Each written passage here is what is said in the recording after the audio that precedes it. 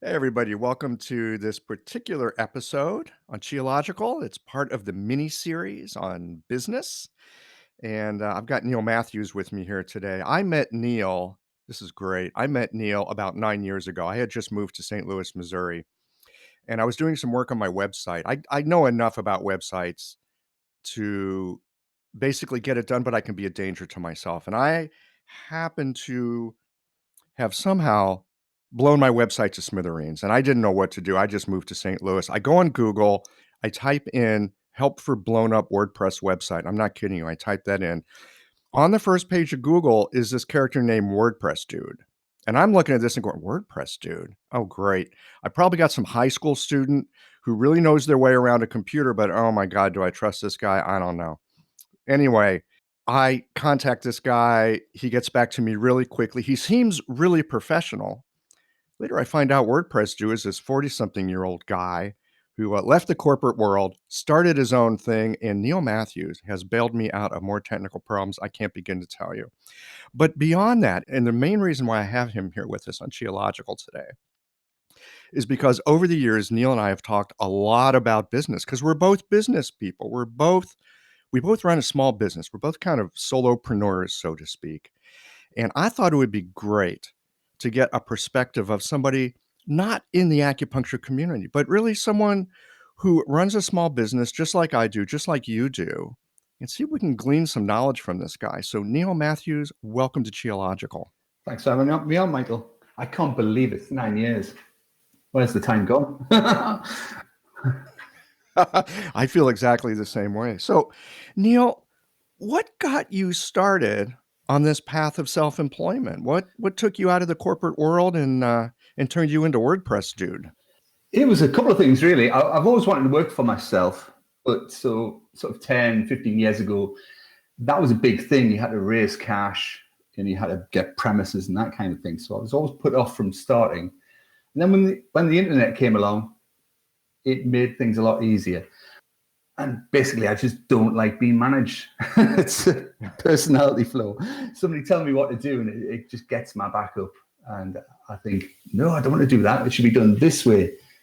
So it was a combination of working in the corporate environment, not enjoying that one bit at all. And then the technology and the time and being available to start up very easily on your own. I think that was the key. So it was sort of a fortunate circumstance. The internet came along in the way it did, and it gelled with kind of a disgruntlement that you'd had with other people telling you what to do. Exactly, yes. The ability to reach out and get clients without having to put letters into envelopes and send off mass marketing. That was what made it work. Yeah. Yeah, I mean, I remember starting my acupuncture practice at the very beginning of the internet, 1998.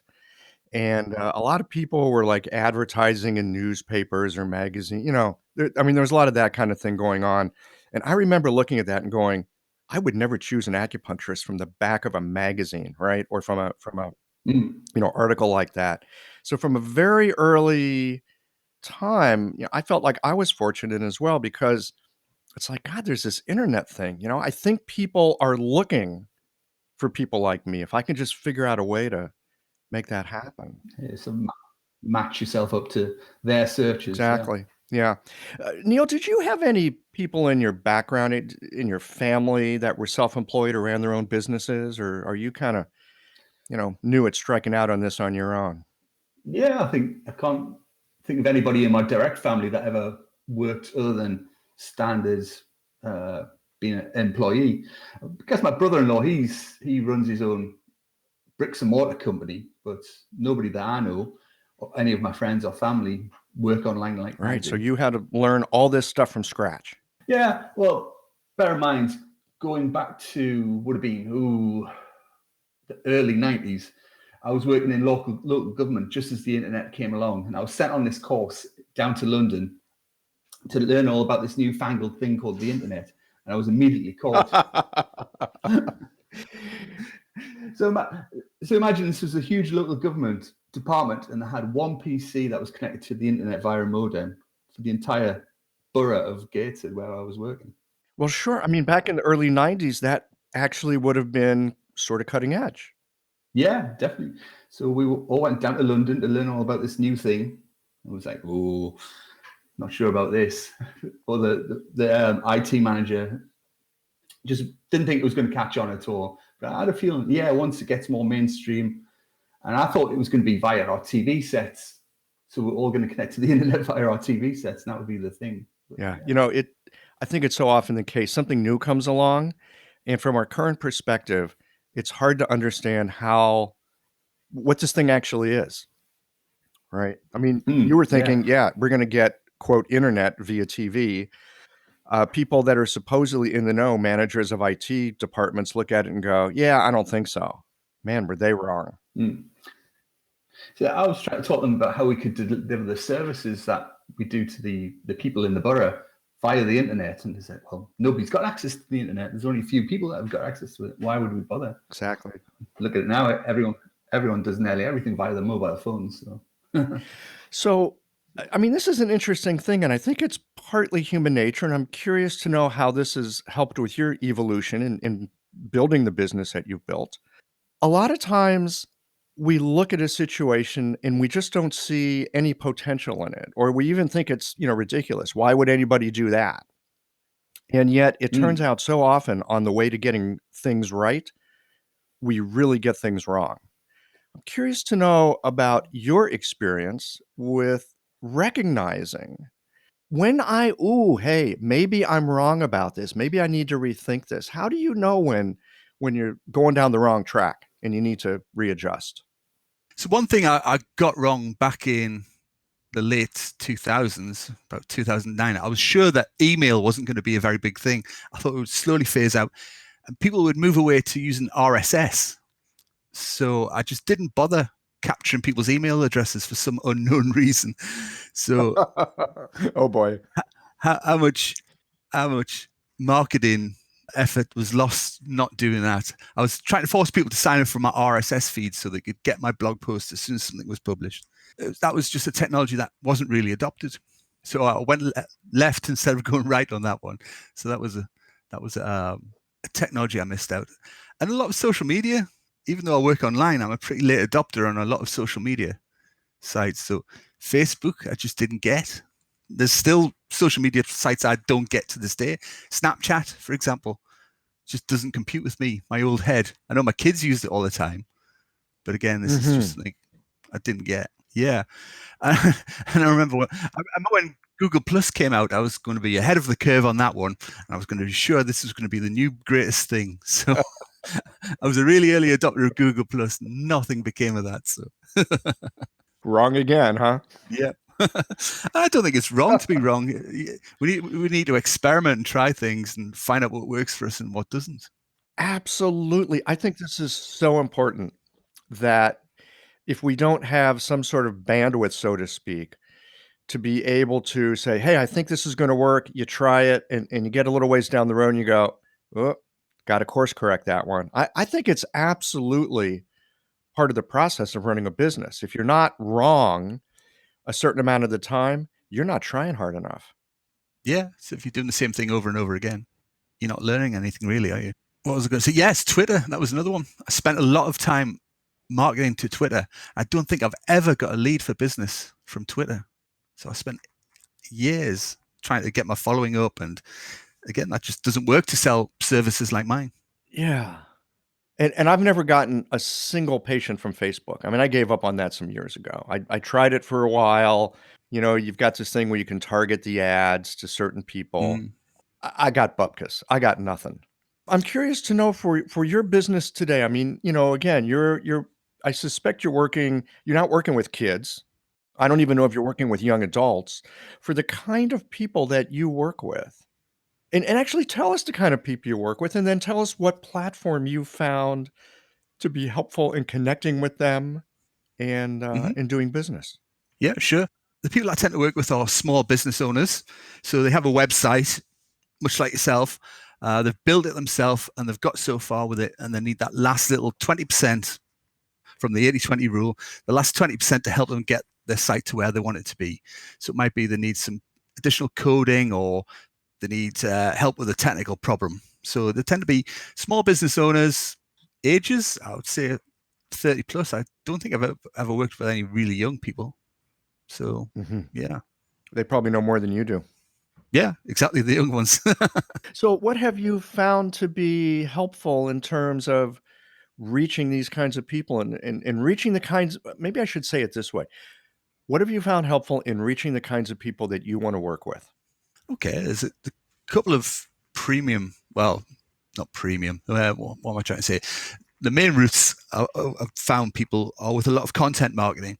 So I've got hundreds of blog posts on how to fix various little problems on websites. So somebody will be searching, much like you did, I guess. They're searching for Mhm. how to fix WordPress. They'll come to one of my blog posts and then they'll read that. I've proved my expertise by that bit of content marketing. And then there'll be a little box in the middle of the blog post saying, get a quote. And then they'll just send over their problem to me and I'll give them a no obligation quote. Once they're in the system, I'm continually reaching out with this newfangled thing called email. I'm sure it'll never catch on.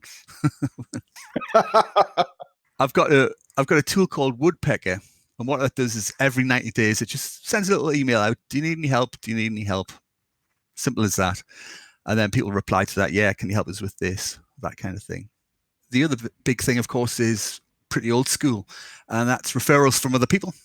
So if you do good work, you get word of mouth referrals, and I'm getting more and more of those as the years go on. So I haven't done any paid advertising for quite some time. You know, the word of mouth, I know for an acupuncturist practice, that's absolutely golden. I suspect really for any small business, whether you're an acupuncturist, you're a computer guy, you're a restaurant, car repair for that matter, it building those relationships and then having other people talk about you Mm-hmm. is really what, makes the phone ring as time goes on. Yeah. And I have to actively pursue referrals and I actively pursue testimonials as well. So part of my follow-up process, I'll contact somebody about a week after I've done some work on the website, saying, "How was it? If you liked it, can I have a testimonial? Do you know anybody who I could also help?" So that's something I've started doing in the last couple of years, and that really works as well. So you just initially I was quite shy about asking for things like that. Part of the British Reserve, I Mhm. guess. Well, I don't think so. I mean, I think a lot of acupuncturists are also very shy about asking for referrals this way. I don't think you're alone in this. Mm. So what I've got is like an automated follow-up email sequence saying, "Is your site okay? Has everything been fixed? Have you noticed any problems? You know, can I have a testimonial? Can you refer me to anybody?" Obviously not in those words, but yeah, it's just asking for it. Right.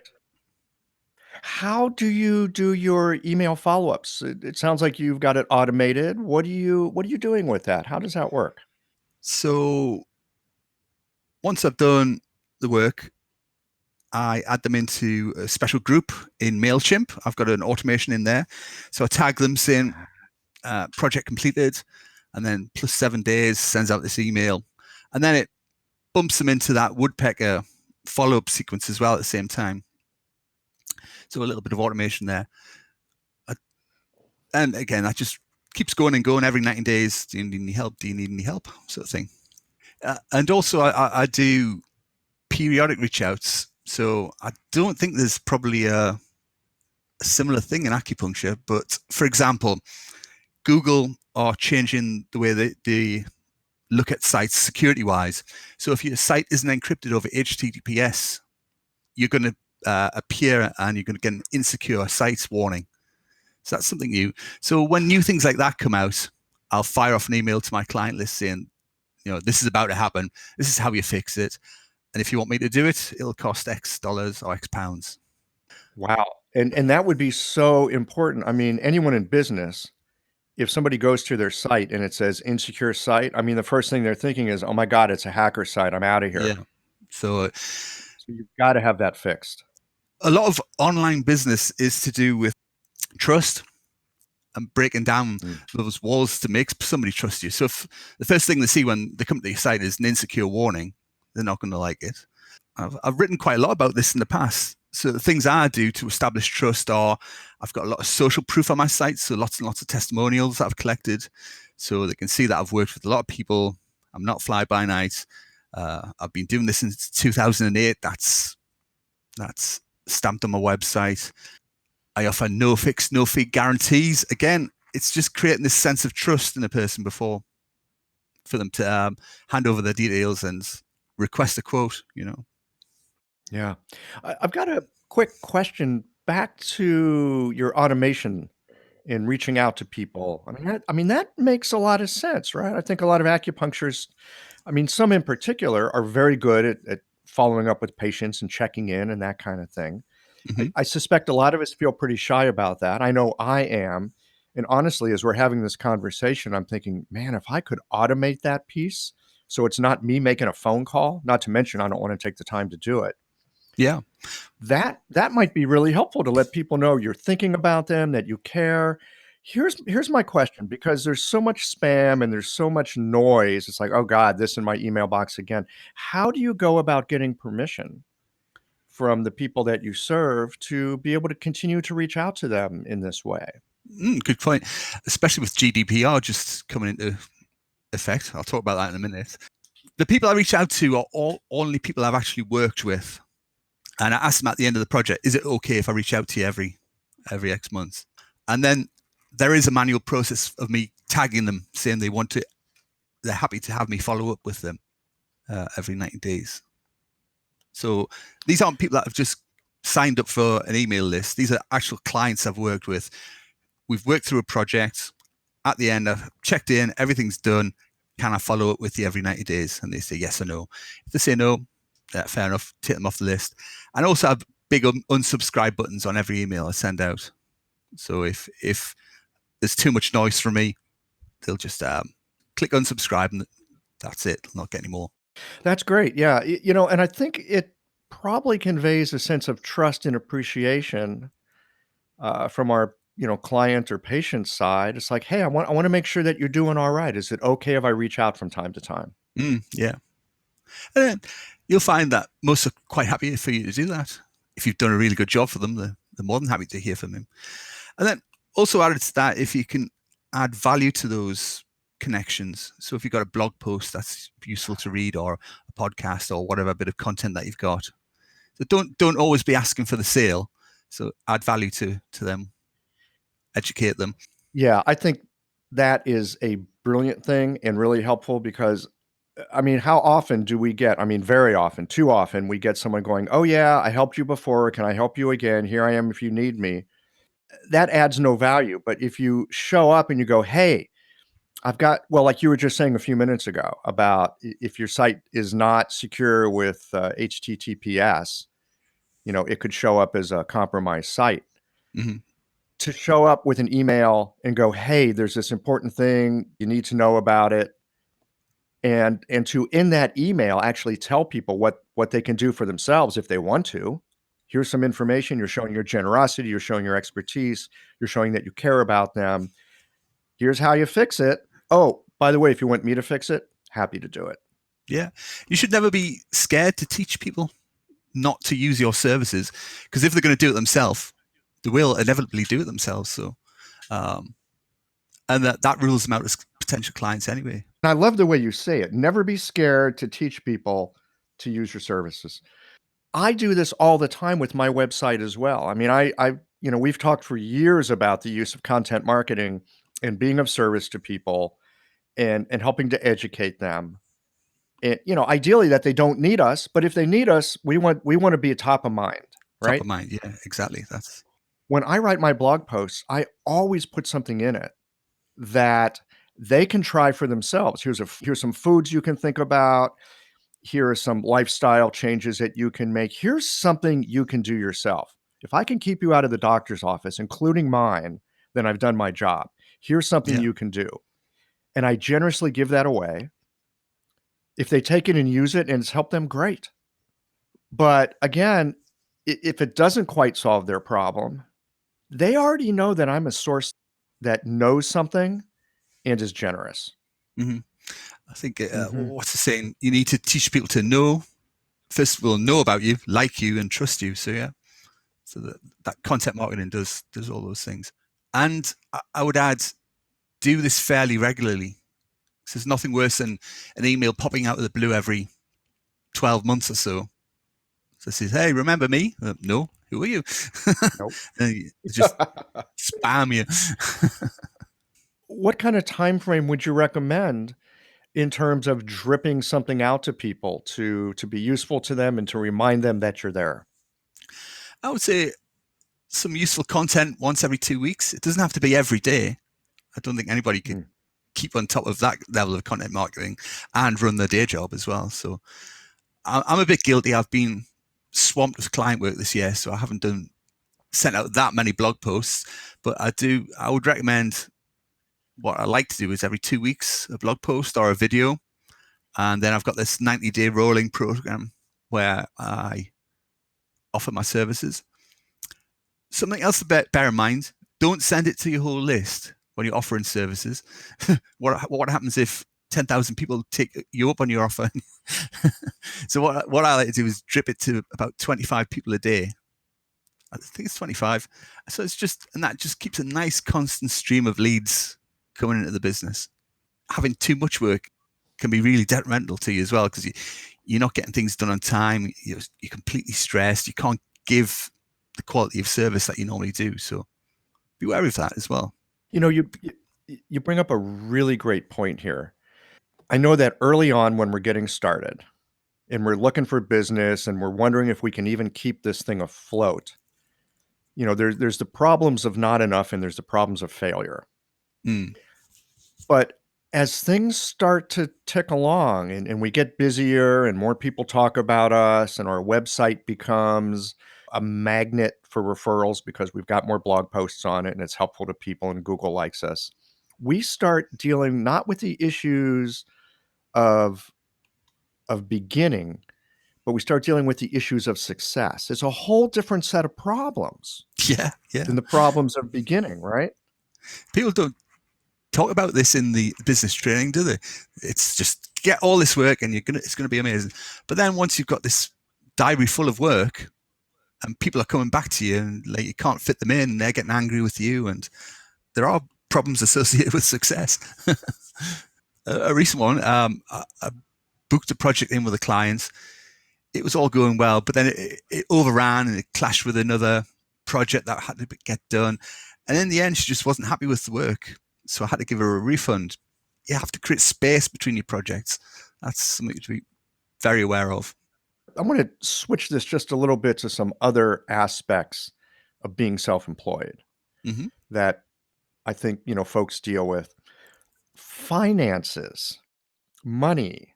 I mean, they didn't teach us about managing our money in acupuncture school. And I suspect when you were learning how to code WordPress, they weren't telling you how to deal with your finances once you No, become a very successful WordPress guy. all I was taught was how to work in a company where they'd pay me every month, and that was that. Yeah. So how have you learned to run the financial side of your empire? Once upon a time, I was a limited company. I don't know what that equates to in the US. So that's a business entity. It's really complicated. There's different types of tax. And frankly, that just gave me more headaches than anything else. So I've gone for what we call a sole proprietorship over here in the UK, a sole trader rather. I think it's sole proprietorship in the US. What I like to do is keep my taxes as simple as humanly possible. It's not the most effective. I know accountants out there will be jumping up and down saying, oh, you could save 20% tax or something like that. But seriously, I don't care. As long as it's simple and I put in a couple of numbers, that's good for me. There's a really great book whose name I can't remember, so I'm not being a very good podcast guest. I think it's something like Pay Yourself First, but I'll send you a link to the book. And what it suggests is all the money that comes in, you divide it into several pots. So you've got a tax pot, you've got a cost of running your business pot, and then you've got, it's called Profit First. I've remembered the name. I'll send you a link anyway. Profit First. So it says pay yourself first, then create pots to cover your cost of your expenses, and then your tax. So I do it that way. So say I get £100 in, 20% will go off for my tax, another 10% to cover the cost of my business, and the rest goes straight to me. I'm pretty disciplined about that. So I've always got money going into the tax part, into the cost of the business, and that kind of thing. Right. So when tax time comes along, you're not thinking, oh my goodness, where's that money coming from my taxes? Yeah, It's already in the bank. it's already there. Yeah. That's a great idea. Do you keep it in a separate account? Is there like a Yeah. special place where you put it? You keep it in a separate account. Yeah. So I've got tax account. I've got another account where all my business costs come out of. And then finally, there's one that pays me. That's a great idea. It seems very simple, and yet you've covered the main bases. So you don't have to be worrying late at night about, oh my goodness, do I have enough money for this or that? Mm, exactly. Yeah. But the beauty of my business, the costs are minimal. I've got a couple of software packages, some computer hardware, and that's about it, really. So it's not like yourselves where you have to have a clinic and those hard costs of running that side of your business. Right. Yeah. I think our biggest expense with an acupuncture clinic is the actual rent on the clinic. Mm. Because, needles are not that expensive. Yeah. And, I mean, you buy a couple of tables, that's a cost that you have one time. You can use an acupuncture table for decades. Beauty of my business, I just work from home. So no costs involved in renting or anything like that. It's pretty nice, isn't it? Mm. The commuter's a killer. Well, I moved my clinic into my house about 2 years ago. Mm-hmm. I just decided I wanted to make life a little bit simpler, and I thought maybe this would be a way to do it. I did it as an experiment. I thought, if I don't like working out of my house, I can always go back and rent a space again.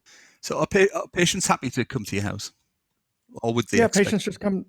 Yeah, they just come to my house, and it's very homey. I mean, I think if people are looking for like a medical type clinic, well, they would obviously have to go somewhere else. I'm not the right practitioner for them.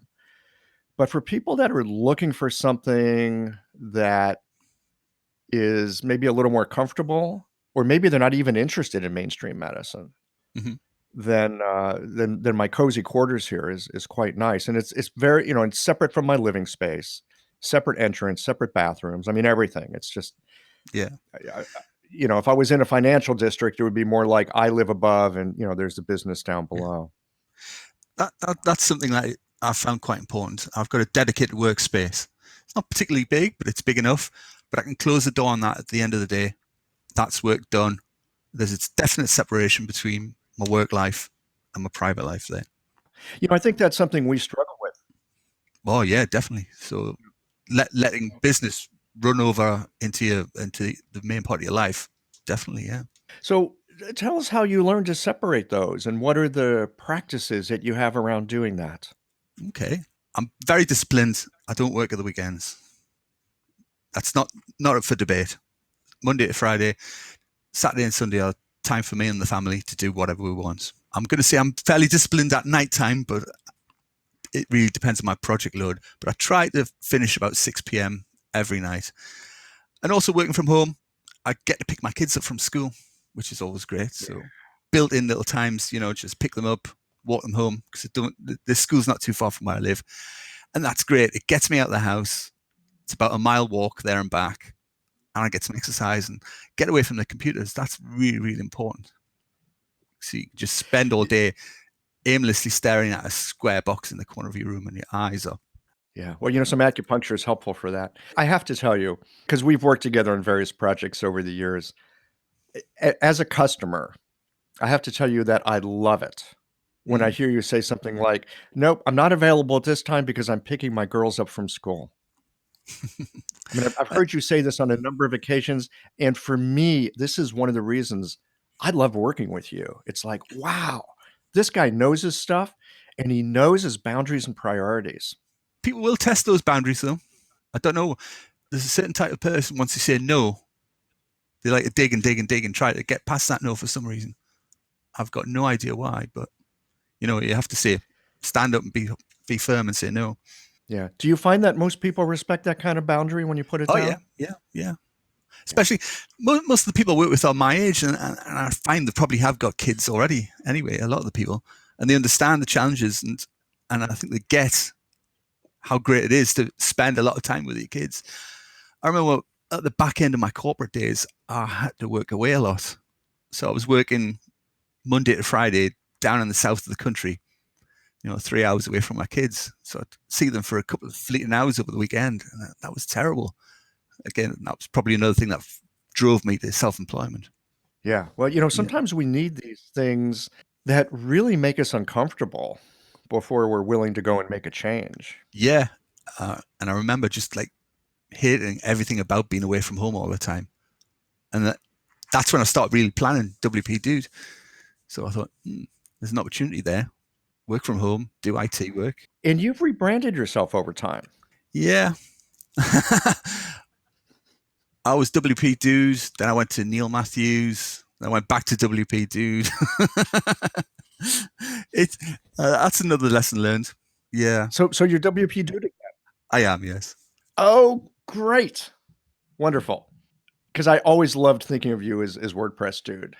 I mean, like I was saying at the beginning of the show, I imagine I'm talking to some smart teenager. It turns out I'm talking to this guy, this middle-aged guy who's just decided to take his own life into his hands and become self-employed.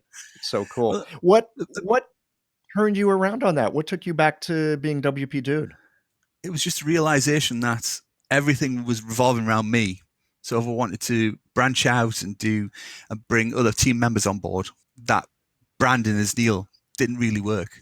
Right. Because they were expecting just Neil. Yeah. And so if somebody else replied to an email, it was causing confusion, I had some certain clients reply to us, "Is this legit?" Because it comes from one of my guys, Keith or something like that. So yeah. Yeah. Oh, man. I built up a lot of brand equity. A lot of people knew WP Dude and they would come to Neil Matthews and say, that's a bit confusing. So again, these lessons that we learn on the road. All the time. Yeah, it's really endless. I know for myself, and I'm curious to know this about you. Often at the beginning of some kind of endeavor, whether we're just starting our business or whether we're thinking about making a big change in our business, there's a lot of fear that comes up. Mm-hmm. And often the fear will get us thinking about backup plans and, it helps us avoid particular disasters. But a lot of times fear shows up and the thing that we're afraid of, it never even manifests. Yeah. Right? I'm wondering if there's any particular fears you've had over the years with your business. It's the kind of stuff maybe keeps you awake at night or it's the thing that you ruminate about, but it turns out it never happened. Yeah. The WPD thing was a good one in question. I was moving to brand it as Neil Matthews. I was wondering, am I going to lose all my traffic? Am I going to just not get any more leads, But then you get to a certain point when you've been in business long enough that people aren't using your website to come to you to request quotes or to get help. They know you anyway, so they'll just send you an email. They're not going to come to your website.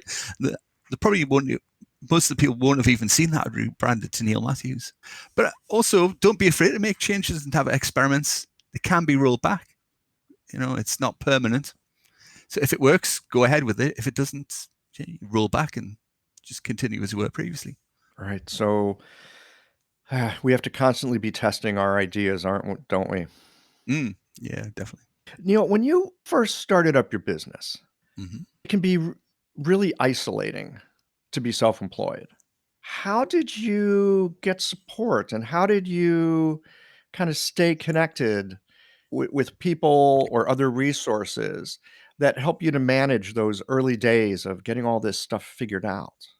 I don't really have a network of people close to me that I could call on for help because none of them do this kind of thing. So I can't say I've gone to any of my friends and said, how can I do this? How can I do that? Because they wouldn't know. I've bounced ideas off my friends and I found that was a poor thing to do as well because they're from traditional employment and they couldn't really get what I was trying to do or trying to achieve. So I was big into reading blogs and I read a lot of books. Just looking at the bookcase over there, dozens and dozens of business books. That's something that fascinated me once I started my own business, getting your hands on some business books and getting a feel for that. Because obviously, all my education was about IT, no business training whatsoever. So learning how to generate leads and copywriting and things like that, that was all fascinating. So I read a lot. I did a few online courses with mixed response to some of those. Oh, it's so long ago. It's back in 2008 now, so it's hard to remember. I know, like 10 years ago. Yeah. In internet years, it's like 1,000 years. So you turned out to really enjoy learning about business and doing business Yeah, through definitely, becoming definitely. WordPress dude. Hmm. And you've got a ton of books. Who are some of your go-to sources for business? I mean, if there's some listeners out here and they're thinking, "Oh yeah, I definitely need to learn about business," and maybe even learn to love it. Who are some of the sources that helped you, that inspired you, that helped you to learn, "Oh, here's what I need to do, or here's what I should not do." Yeah. Give you a couple of good podcasts that I still listen to. The Fizzle Show, for example. So that is definitely aimed at people who are trying to build an independent online type of business. Um, they've been running for years, just lots of little nuggets of useful information about building a website, creating trust, that kind of thing. In the old days, I don't go there so often, but Darren Rouse from, what was his site called? Pro Blogger. Pro blogger. Oh man, yeah. Well, with podcasts these days, why would you? I mean, of course, we still want to blog. I'm not going to say we shouldn't blog. Blogging is the lifeblood of our content marketing scheme, right? Mm, Yeah. So Darren Rouse. yeah.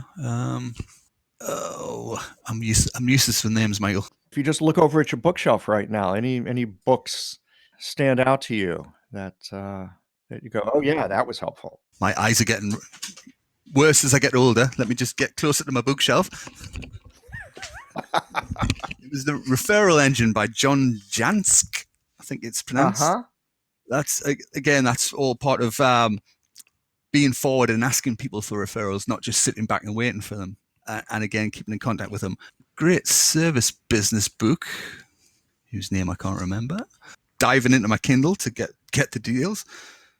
I think we're so lucky in this day and age because the resources out there are plentiful, right? If you, Mm, I forget who said this, but they said basically, if you want an MBA education, if you have some grit, a library card, and willing to pay just a couple of overdue fees, you can get the equivalent of an MBA education at your local library using the internet, using the resources that are available all over the place, including things that you were talking about, like online courses.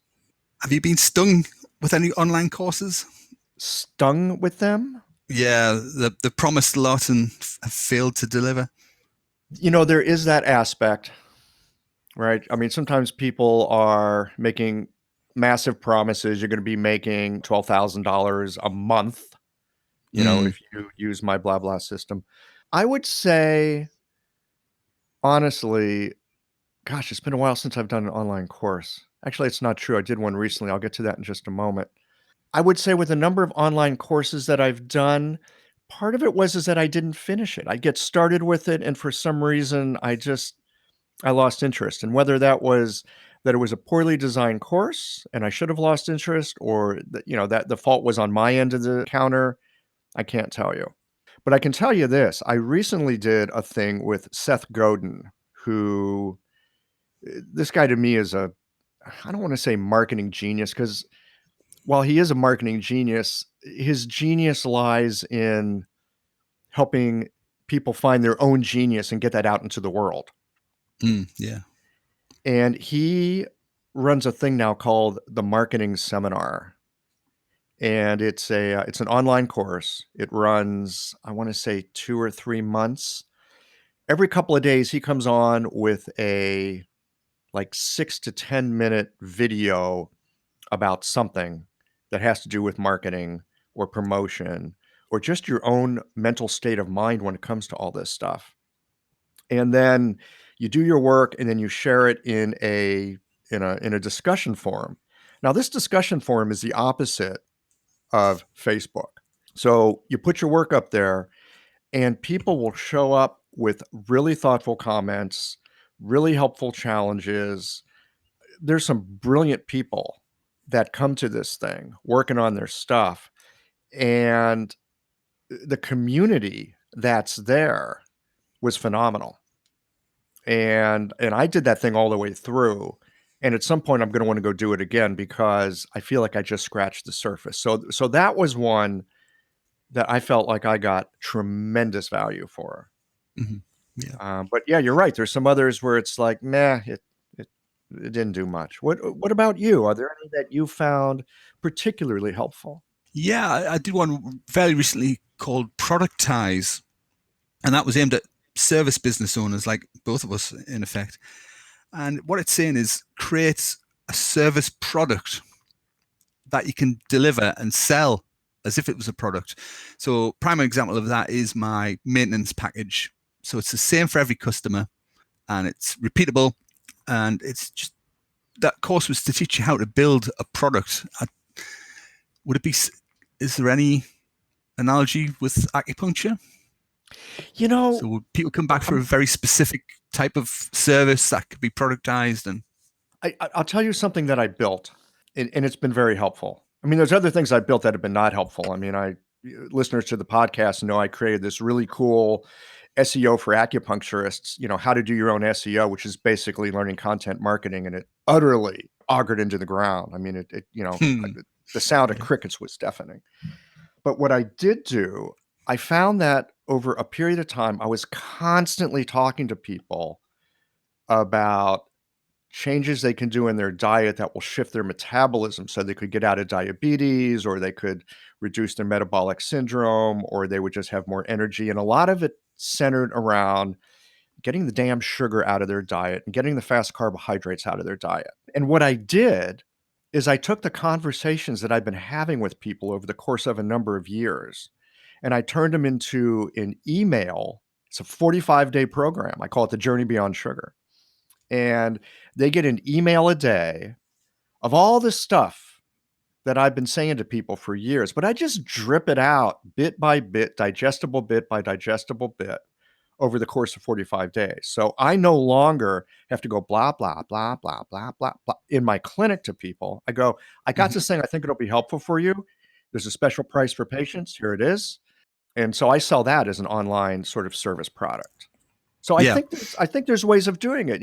People that are interested in fertility, you could probably create something. You drip it out in an email thing over a course of time. Help people with that. I think there's a lot acupuncturists could do with something like that. I think it's a good idea. Yeah. So this course was more about not an electronic product, but more a service product. So where you would go hands-on with a patient Mm.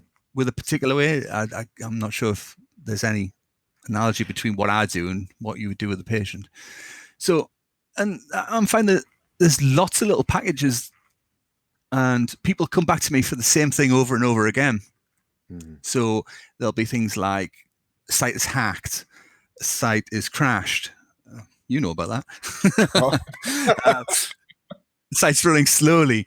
So I've got all these particular packages where I can just sell them as a product. I don't need to send out a quote, which is a bane of my life, sending out quotes. I can just say, this is what I'll do, bosh, bosh, bosh, and it costs however much.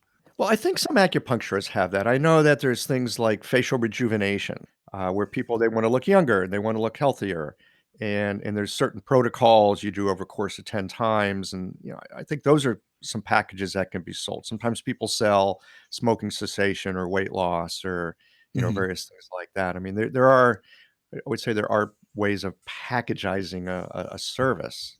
Another benefit of that is you can then train somebody else to do it. So you're not only the only person delivering the service.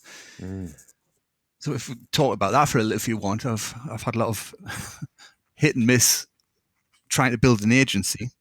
My initial thought was I could just find somebody as good as me and then replicate what I do and then be 2 times the income, 2 times the revenue stream, and I'll be amazing. And I could sit with my feet up and just count the cash as it came in. Couldn't be further from the truth. Are you aware of the idea of having done your work, done your apprenticeship, and served your 10,000 hours? I think it was Malcolm Gladwell. Yeah, Malcolm Gladwell, that's right. You do your 10,000 hours and, well, you don't necessarily become a master, but at least you've got a shot at it.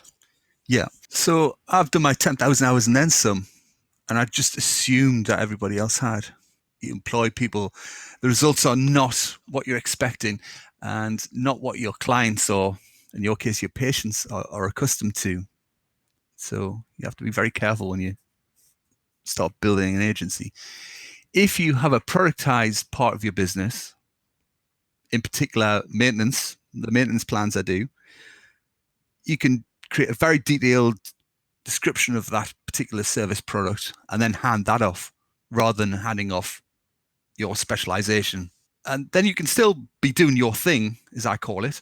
So whatever you're the expert at, and then part of that work builds a recurring revenue stream, can be offloaded to somebody else, outsourced, and then they can do that while you concentrate on your one-off projects or treating your customers. Is there something acupuncturists could do like that? It's a good question. I know that some acupuncturists will work with massage therapists, and so there might be some aspects of a person's treatment that would be well suited to massage or cupping or this thing we have called gua sha, some different manual therapies. I know I have at times had massage therapists working in my office. Often too, people will bring other practitioners, often junior practitioners, into a practice because they're busy and they can offload some of their work. I think one of the really big questions, and I see this pop up in the various chats on business aspects of acupuncture that are around on the internet. The thing is, how do you know you're getting the right person? How do you vet Yeah. somebody? How do you know you're getting someone with a sort of worldview or personality or way of working that you're going to gel with? It sounds like you have some experience in finding people that you do work well with, and more importantly, who you for sure don't want to be hiring. Yeah. It's tough. That's again, that's a podcast on its own, hiring people. It's really difficult trying to find somebody with the same work ethic as you and the same understanding. Failed many times. I've had about 6 people come through my business that I've had to let go at the end, and that is a terrible thing to have to do, Yeah. to fire somebody. Are there anything, I mean, finding what you know you want might be hard. Are there any things that show up like you're talking to someone? Are there any things that show up and it's an immediate red flag and you go, "Yep, nope, that's not gonna work." I mean, sometimes I think it's easier to avoid the problems than to know we're getting the right solution. Mm. Yeah, it's hard to explain, but it's a gut feeling. You'll ask people questions about something that should be fairly obvious to them, and the umming and ahhing, and they're not grasping basic things. That's immediately red flag to me. And resumes, or a CV as I would call it, interviews are worth nothing. So I'm a big believer in running test projects. So I've got a development website set up with a couple of bugs installed on it. So I let them loose on that, try and fix whatever's there. So go hands on and explain how they did it. And the methodology of how they work is quite important too. And then are they doing it to my method, which is very important too. So I'm a bit of a control freak. I like it done just so, because it's representing me in effect, and they have to Mhm. do it the way I've always done it with my clients to keep them happy. So if they're not doing things like taking backups before they start work, that gets my goat. If they're not keeping the clients updated all the time, so I'm big on communication, because you never get to see most of my clients. So that constant drip of emails to let them know I'm still working on that project and I'm making progress, that's important. Making sure people follow your processes. And then IT people can be a bit prickly sometimes, and they don't like to be confined to this box of steps. So you have to find the person that's prepared to work by your process as well. I suspect that translates a bit into the acupuncture field. We want to make sure that we've got someone coming into our practice that resonates with what we've built our practice to be, that there's got to be a fit. Yeah. Yeah. I want to shift for just a moment. I know that our time is close to coming to an end here. And because we've got WordPress Dude with us, you mentioned earlier this GDPR thing, Mm. which, as an acupuncturist, we look at that and go, does this even apply to me? And if it does, good God, what should I do? Can you give us a quick rundown on what we should do about this if we need to do anything? I would say, unless you have international clients from the EU, which I doubt you're going to, I would just ignore it, to be honest. GDPR is a big data protection legislation from the European Union. So anybody who's doing business with people in the EU, they need to be aware of these regulations. So people need to be able to understand what personal data you're keeping on them, how you're using it, and if there's any data breaches, they need to be notified. And also there needs to be a facility in place for people to be forgotten by you. So eventually deleted from your email list. But the nature of your business, unless they're in the EU, do you have many international listeners? I don't know. Well, I mean, we have people from all over the world that listen to this podcast. Yeah. So I guess any EU-based practitioners, they need to be aware of that. So we need to protect the data and give people the ability to get an understanding of the data they keep on them and for it to be deleted. If you're purely online, it's a big deal. A US-based practitioner, I don't think that's something to be worried about, to be honest. Okay. And, for many of us, the internet it's our calling card in the digital world, but our work really happens in a treatment room. I mean, unless we've got some products for sale. I mean, like I mentioned, I've got this one product for sale, but it's a very small part of my business. Okay. Well, that's useful. And I suspect you've got some posts over on WordPress, dude, that people could read up on this if they were interested. Yeah? Yeah, I definitely have, yes. I'll send you some links to them. Perfect. One last thing that I'd like to ask you before we go is any bits of advice that you'd want to share with people about using the internet to promote themselves, and especially basics that non-technical people like acupuncturists can do for themselves, or maybe outsource to a reliable person. But what are a couple things that people could do that would help them get a bigger bang out of the internet? Think mobile nowadays. An awful lot of traffic is coming from people's phones rather than from their desktop or from a laptop. So be very aware of your website and is it usable and is it accessible via a small screen? Especially, it's only going to get more. So the idea is to think mobile first. Make sure it fits on those small screens. Wow, mobile first. Yeah. Holy smokes. You just blew my mind with that. Think of all the kids. I'm calling them kids. Yeah, well. those pesky millennials. they're hooked to their phones all the time.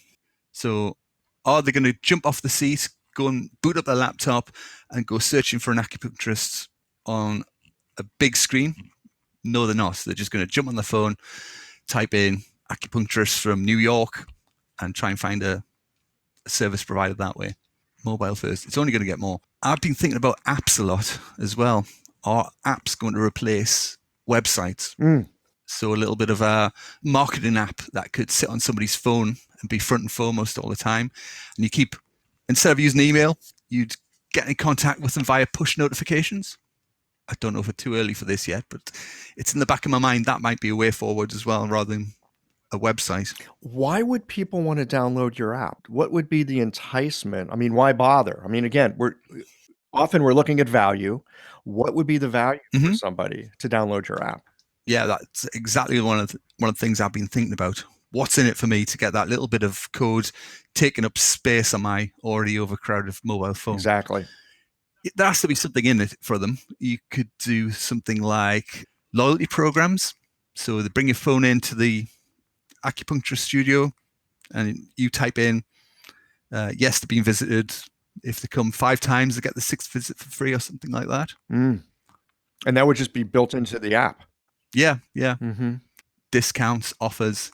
So you have to offer them something to get on the phone. It's a bit like a lead magnet to get somebody's email address. You have to add value to them to make it worthwhile. Of course. Well, it occurs to me this might be a nice way to drip out useful information. I mean, maybe there's a stream of content that you could drip out to somebody on, say, fertility, or a stream of content on rebooting your metabolism, or a stream of content on how to sleep better. And people could actually subscribe to that. And then, on occasion, there's a little drip. Here's a little push notification about something that's helpful. Again, looking to show your expertise and demonstrate generosity. Yeah. And again, if you abuse that trust that somebody's given you to install that app and you ping too many times, they're just going to delete the app because it becomes so annoying. But if, once or twice a week, a little bit of useful information, a video, a discount code for a particular treatment or some herbs or something like that. All right, now you've got me thinking. I've got another project to add to the already mountainous pile. Neil, thank you so much for taking the time to sit down and talk with me today and share this conversation. I really appreciate the opportunity to have my acupuncture community listen to someone who's not an acupuncturist and share something about what it's like to be, a solo business person. Yeah. I think we've talked many times over the years, and we do completely different things, but the marketing and the building of a business is really, really similar. So yeah, It's it's been a really pleasure. similar. Yeah, it's been so fun over the years. I've gotten so much good business advice from you, and I feel, like on the other end, sometimes I say something and you go, "Wow, that's a good idea." Yeah. Well, Neil, we'll also put information on the show notes page so that if people do have issues with anything WordPress dude, he's the guy to see. Thank you very much. Well, here we are at the end of this episode. If you've listened up to this point, you're either a rabid fan of Geological or the forward button on your podcast player stopped working. If you are indeed a fan of the podcast, you can help us to bring new episodes to our community of practitioners by supporting us with a membership or a one-time contribution. Details, of course, are on the website. That's it for today, friends. Join us again next Tuesday for another thoughtful episode of Geological.